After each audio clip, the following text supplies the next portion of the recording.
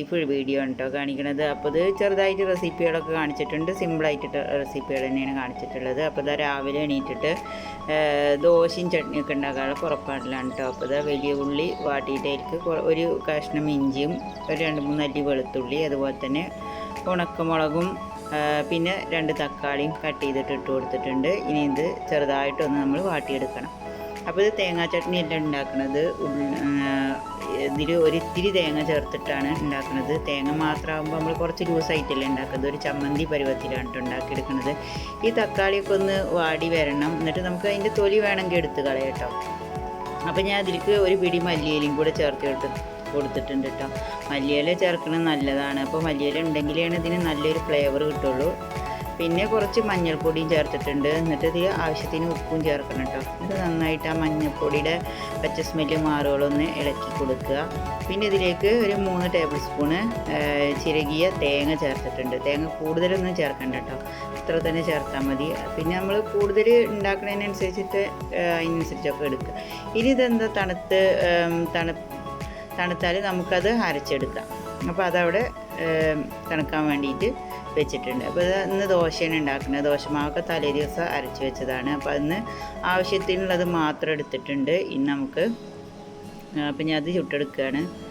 ദോശ ഉണ്ടാക്കാനൊക്കെ ഇപ്പോൾ എല്ലാവർക്കും അറിയണതന്നെയല്ലേ, പിന്നെ ഇപ്പോൾ എല്ലാം കാണിച്ചു എന്നുള്ളൂ.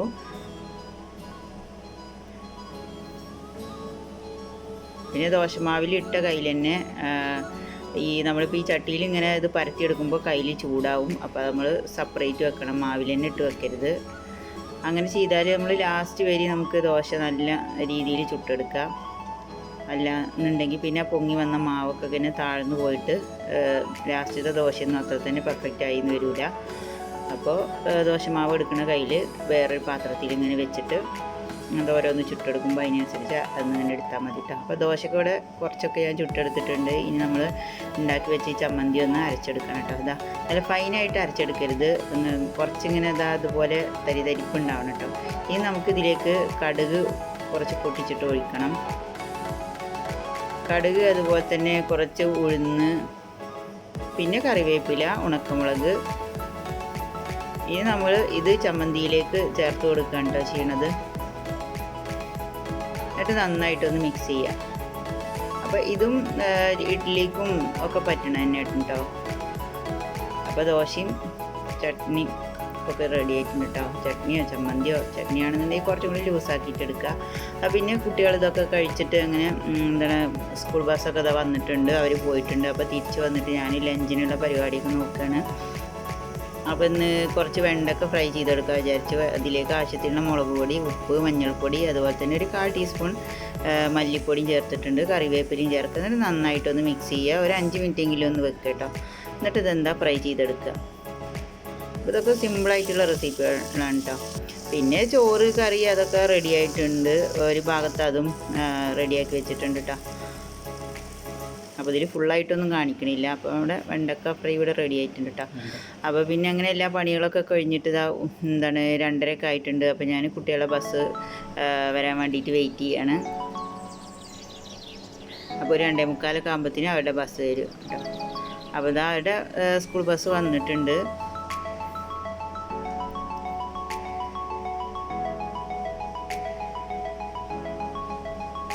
ഇനി അവരായിട്ട് റൂമിൽ വന്നു കഴിഞ്ഞാൽ അവർ ഒന്ന് ഫ്രഷ് ആയതിൻ്റെ ശേഷം ഫുഡൊക്കെ കഴിച്ചിട്ട് ഒന്ന് കിടന്നുറങ്ങും. പിന്നെ ഒരു ഈവനിങ് ഒക്കെ ആയി കഴിഞ്ഞാൽ അവർ എണീക്കും.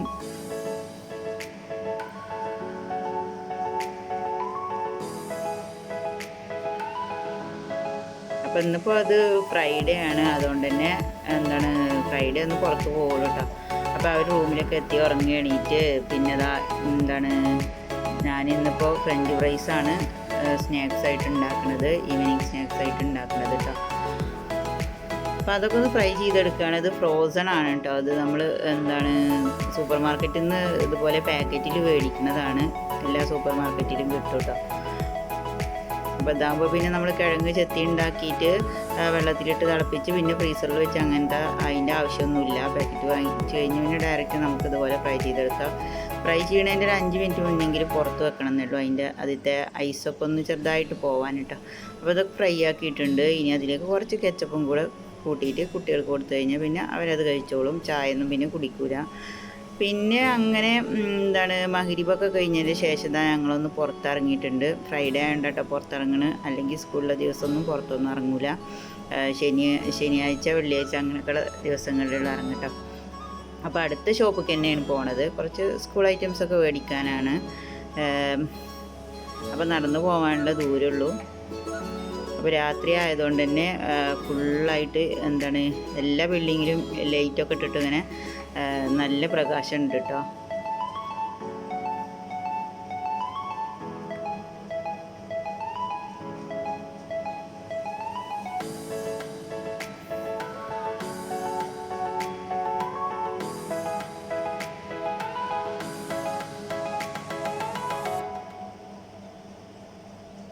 ഇപ്പോൾ ഞങ്ങളിത് ഷോപ്പിലെത്താറായിട്ടുണ്ട്. അപ്പോൾ ഇതാ ഷോപ്പിലെത്തിയിട്ടുണ്ട് കേട്ടോ. അപ്പോൾ ഇത് കുട്ടികളുടെ ടോയ്സ് സെക്ഷനാണ്. അപ്പോൾ ടോയ്സ് പിന്നെ മക്കൾക്ക് എത്ര കണ്ടാലും മതിയാവില്ലല്ലോ. അപ്പോൾ എത്ര ഉണ്ടെന്നുണ്ടെങ്കിലും മക്കളതിങ്ങനെ നോക്കി നിൽക്കില്ല. അപ്പോൾ അതൊക്കെ ജസ്റ്റ് ഒന്നിങ്ങനെ നോക്കുകയാണ്. മക്കളത് കൂടെ നടക്കുന്നുണ്ട്. പിന്നെ അവർ സ്കൂൾക്ക് വേണ്ട ഐറ്റംസും അവിടെ നോക്കുന്നുണ്ട്.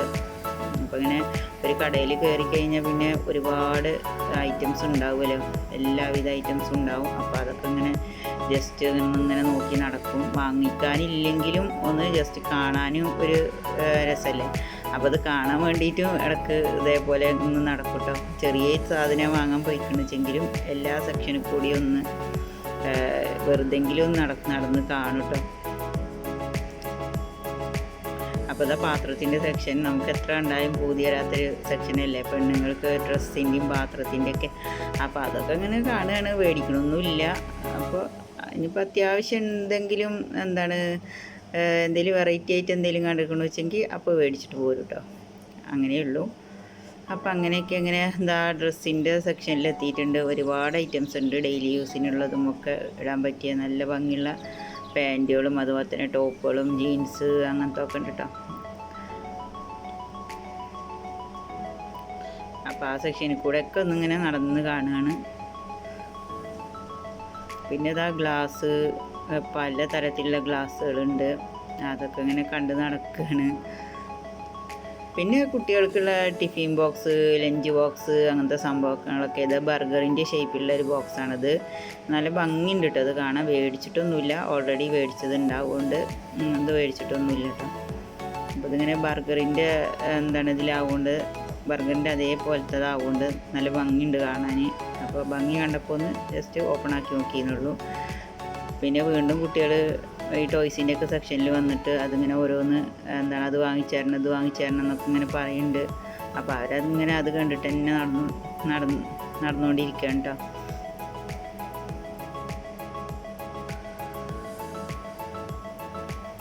പിന്നെ അതിൻ്റെ ഇടയിൽ അവർക്ക് സ്കൂൾക്ക് വേണ്ട ചെറിയ ഐറ്റംസൊക്കെ മേടിച്ചിട്ടുണ്ട് കേട്ടോ. കളർ പെൻസില്, അതുപോലെ തന്നെ ഗ്ലൂ സ്റ്റിക്ക്, അങ്ങനെയുള്ള സംഭവങ്ങളൊക്കെ മേടിച്ചു.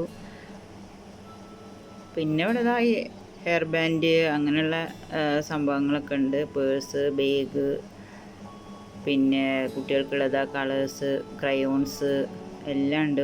ഒരു ബോക്സിൽ തന്നെ എല്ലാ ഐറ്റംസും ഉണ്ട്.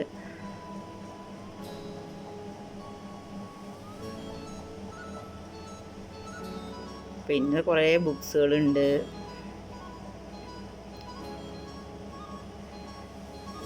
പിന്നെ ഞങ്ങൾ അവിടുന്ന് തിരിച്ചു പോന്നു. അപ്പോൾ റൂമിൻ്റെ അടുത്ത് എത്താറായിട്ടുണ്ട്. അപ്പോൾ അവിടെ ഒരു ഗ്രോസറിയുടെ മുന്നിൽ അതുപോലെ ഒരു മുയലിൻ്റെ ഒരു കൂടിൽ ഇങ്ങനെ ഇട്ട് വെച്ചിട്ടുണ്ട് കേട്ടോ, കൂട്ടിൽ.